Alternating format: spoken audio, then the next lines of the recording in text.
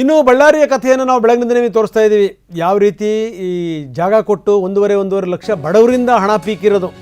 ಇದಕ್ಕೆ ಸಂಬಂಧಪಟ್ಟಂಗೆ TV9 ಬೆನ್ನು ಹತ್ತಿದೆ, ನ್ಯಾಯ ಸಿಗೋ ತನಕ ಬಿಡಲ್ಲ ಅಂತ. ಸೈಟ್ ಕೊಡ್ತೀವಿ ಅಂತ ಬಡವರಿಂದ ಹಣ ಪೀಕಿರೋದು. ಕಾಂಗ್ರೆಸ್ ಸದಸ್ಯೆ ಈಕೆ ಉಮಾದೇವಿ ಅವರ ಪತಿ ಶಿವರಾಜ್ ಈ ಕೆಲಸ ಮಾಡಿದ್ದಾನೆ. ಸುಮಾರು 7 ಎಕರೆ 7.25 ಎಕರೆ ಒತ್ತುವರಿ ಮಾಡಿ ಶಿವರಾಜ್ ಈ ಕೆಲಸ ಮಾಡಿರೋದು.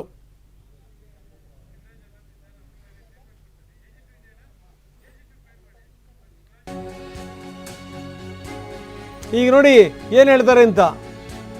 ಈ ಹಣ ಪಡೆದಿದ್ದು ನಿಜ, ಮಾತಾಡಿದ್ದು ನಿಜ, ಅದೆಲ್ಲದೂ ನಿಜ. ಆದರೆ ಈಗ ಶಿವರಾಜ್ ತನ್ನ ಧಾಟಿನ ಬದಲಾಯಿಸಿದ್ದಾರೆ. ಇದು ನಂದಲ್ಲ, ಇದು ಹೊನ್ನೂರು ಸ್ವಾಮಿ ಹೇಳಿದ್ರು, ಅದಕ್ಕೋಸ್ಕರ ಮಾಡಿದ್ದು ಅಂತಾರೆ ಶಿವರಾಜ್.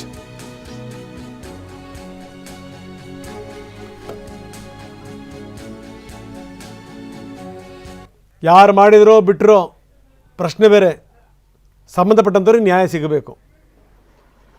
ಈಗ ಅವ್ರು ಮಾಡಿದರೆ ಇವ್ರು ಯಾಕೆ ದುಡ್ಡು ಇಸ್ಕೋಬೇಕು? ಹಣ ಕೊಟ್ಟಿರುವಂಥವ್ರು ಇವ್ರ ಹೆಸರನ್ನ ಯಾಕೆ ಹೇಳಬೇಕು?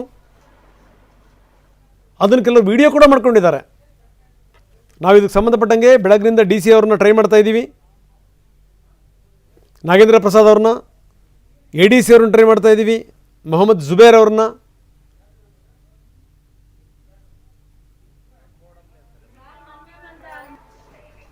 ಬನ್ನಿ, ಯಾರು ವಂಚನೆ ಮಾಡಿದ್ದಾರೆ ಅಂತ ನಾವು ಹೇಳ್ತಾ ಇದ್ದೀವಿ. ಅದೇ ಶಿವರಾಜ್ ಈಗ ದೂರವಾಣಿ ಸಂಪರ್ಕದಲ್ಲಿದ್ದಾರೆ. ಪಾಲಿಕೆ ಸದಸ್ಯೆ ಉಮಾದೇವಿ ಅವರ ಪತಿ ಶಿವರಾಜ್. ಶಿವರಾಜ್ ಅವರೇ, ನನ್ನ ಧ್ವನಿ ಕೇಳ್ತಾ ಇದೆಯಾ? ಕೇಳ್ತಾ ಸರ್. ಏನ್ ಕತೆ ರೀ ಇದು?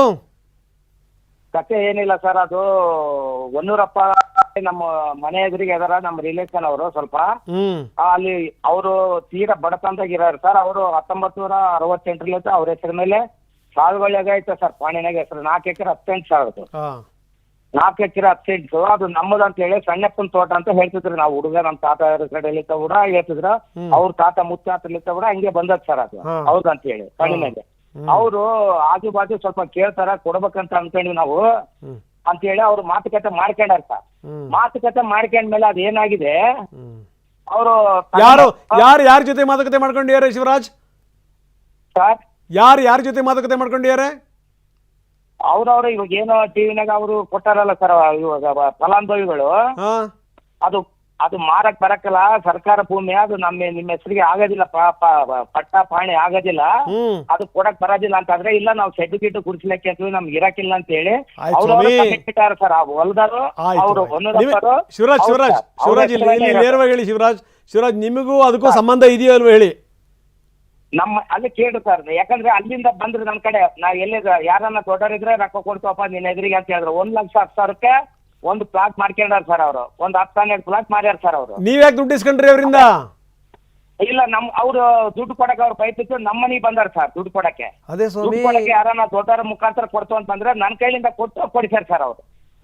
ಅದ್ರಲ್ಲಿ ನಮ್ದು ಏನೋ ಅಗ್ರಿಮೆಂಟ್ ಆಗಲಿ ನಮ್ದು. ಈಗ ಒಂದ್ ಕೆಲಸ ಮಾಡಿ ಶಿವರಾಜ್, ಈಗ ಒಂದ್ ಕೆಲಸ ಮಾಡ್ರಿ. ಹಂಗಾದ್ರೆ ಈಗ ನಿಮಗೆ ಅವ್ರಿಗೆ ಭೂಮಿ ಅವ್ರ ಸೊತ್ತು ಅಂತ ಕೊಡಕ್ಕಾಗಲ್ಲ ತಾನೆ? ಸಾಧ್ಯ ಇಲ್ಲ ತಾನೆ? ಇಸ್ಕೊಂಡ್ರೆ ದುಡ್ಡು ವಾಪಸ್ ಕೊಡಿ. ಅದೇ ವಾಪಸ್ ಕೊಡ್ಸಕ್ಕೆ ರೆಡಿ ಇದೀನಿ ಸರ್. ಅವರು ಎಲ್ಲರಿಗೂ ಕೊಡಬೇಕು, ₹1 ಕಡಿಮೆ ಆಗಬಾರ್ದು. ಸಾಧ್ಯವಾದ್ರೆ ಕೇಳಿ ಶಿವರಾಜ್ ದಯವಿಟ್ಟು ಕೇಳಿಸ್ಕೊಳ್ಳಿ, ಪ್ಲೀಸ್ ದಯವಿಟ್ಟು ಕೇಳಿಸ್ಕೊಳ್ಳಿ. ನೀವು ಮಾತಾಡೋ ಅಂತ ಮಾತಲ್ಲೇ ಗೊಂದಲ ಇದೆ ಶಿವರಾಜ್. ನೀವು ಯಾರ್ದೋ ಆಸ್ತಿನ ಯಾರೋ ಮಾರಿದ್ರು ಅಂತೇಳಿ ಅವ್ರ ಯಾಕೆ ಬಂದು ನಿಮ್ಮ ಹತ್ರ ರೊಕ್ಕ ಕೊಡ್ಬೇಕ್ರಿ? ತಲೆಕೆಟ್ಟಿದ್ಯಾ ಅವ್ರಿಗೆ? ನಮ್ಮ ಏರಿಯಾದಾಗ ನಮ್ಮ ಮನೆ ಎದುರಿಗೆ ಇದಾರೆ ಸರ್ ಅವರು. ಇಟ್ಕೊಳ್ಳಿ ಸ್ವಾಮಿ, ಯಾವ್ದೋ ಹೊನ್ನೂರಪ್ಪನ ಕತೆ ಹೇಳ್ತಾ ಇದೀರಿ. ಬಡವರಿಗೆ ಗೊತ್ತಿರುತ್ತಾ ಹೊನ್ನೂರಪ್ಪ ಯಾರು ಅಂತ? ಶಿವರಾಜ್ ಹತ್ರ ದುಡ್ಡು ಕೊಟ್ಟಿದ್ದಾರೆ, ಶಿವರಾಜ್ ರೊಕ್ಕ ಇಸ್ಕೊಂಡ್ರೆ. ನನ್ನ ಹೆಸರು ಹೇಳ್ತಾ ಸರ್. ಹೌದು ದುಡ್ಡು ಇಸ್ಕೊಂಡ ನಿಮ್ಮ ಹೆಸರನ್ನೇ ಹೇಳೋದು ಶಿವರಾಜ್. ನಮ್ಮದೇ ಹೇಳ್ತಾರೆ, ಯಾಕಂದ್ರೆ ನಮ್ ಮಿಸ್ಟರ್ ಕಾರ್ಪೊರೇಟರ್ ಅಲ್ಲ ಸರ್ ಸ್ವಾಮಿ. ಅದ್ರಲ್ಲಿಂದ ನಾವ್ ಹೇಳ್ತಾ ನೀವು ದುಡ್ಡು ಇಸ್ಕೊಂಡ್ರಲ್ಲ ಹೇಳ್ರಿ ನೀವು. ಹೋಲಿ, ಅದು ದುಡ್ಡು ಇಸ್ಕೊಂಡು ಕೊಟ್ಟಿಲ್ಲ ಸರ್. ಮತ್ತೆ ಊರ್ ಕತೆ ಯಾಕೆ ಹೇಳ್ತೀರಿ ನೀವು? ನಮ್ಮ ಮನೆಯವ್ರ ಕಾರ್ಪೊರೇಟರ್ ಅಲ್ಲ ಸರ್, ಅದಕ್ಕೆ ಅಂತ ದುಡ್ಡು ಇಸ್ಕೊಂಡಿರಿ, ವಾಪಸ್ ಕೊಡಿ, ಮರ್ಯಾದೆಯಿಂದ ವಾಪಸ್ ಕೊಡಿ ಅಷ್ಟೇ ಸರ್. ಬಡವ್ರದ್ದು ಅದು ಎಣ್ಸಕ್ ಬರೋದಿಲ್ಲ ಅಂತ ಹೇಳಿ. ಎಣ್ಸಕ್ ಬರೋದಲ್ಲ ರೀ, ನಾಶವಾಗ್ಬಿಡ್ತೀರಿ ನೀವು. ಹೇಳ್ತೀನಿ ಕೇಳಿ, ಬಡವ್ರು ದುಡ್ಡು ತಿಂದ್ರೆ. ಇಲ್ಲ ಸರ್, ಬಡವರು ದುಡ್ಡು ತಿಂದ್ರೆ ನೀವು ಬಡವರು ಕಣ್ಣೀರಲ್ಲಿ ಕೊಚ್ಕೊಂಡು ಹೋಗ್ಬಿಡ್ತೀರಿ ನೀವು. ಕ್ಷಮೆ ಇಲ್ಲ ನಿಮ್ಗಳಿಗೆ. ಕರೆಕ್ಟ್.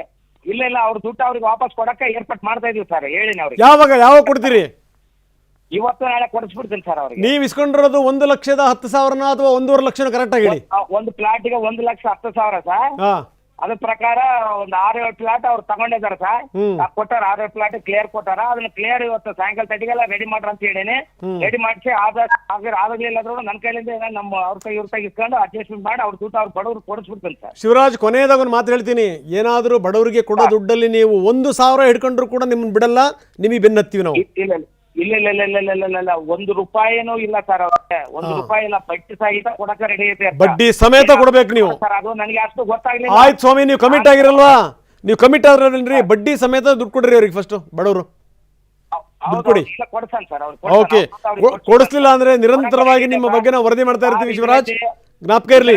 ಎಲ್ಲ ಯಾರೋ ಒಂದು ಕಿಡಿಗೇಡಿಗಳು ನನ್ನ ಹೆಸರು ಹೇಳಕ ಹೇಳಿಸ್ಕೊಟ್ಟಾರ ಸರ್ ಅವ್ರಿಗೆ. ಅವರೇ ಹೇಳ್ತಾರೆ. ಸ್ವಾಮಿ, ಯಾರೇನ್ ದಡ್ರಲ್ಲ, ನೀವು ದುಡ್ಡು ಇಸ್ಕೊಳ್ತಿರೋಂಥ ವಿಡಿಯೋನು ಕೂಡ ನಾವು ತೋರಿಸ್ತಾ ಇದೀವಿ. ಯಾರೇನ್ ದಡ್ರಲ್ಲ, ಈಗ ನೀವು ದುಡ್ಡು ಕೊಡಿಸಿ ಬಚಾವಾಗಿ, ಅಷ್ಟೇ ಕತೆ. Thank you. ಇದು ಶಿವರಾಜ್ ಕುಮಾರ್ ಅವ್ರ ಮಾತು. ಯಾವುದೋ 100 ರೂಪಾಯಿ ಕತೆ ಹೇಳಿದ್ರಾಗತ್ತಾ?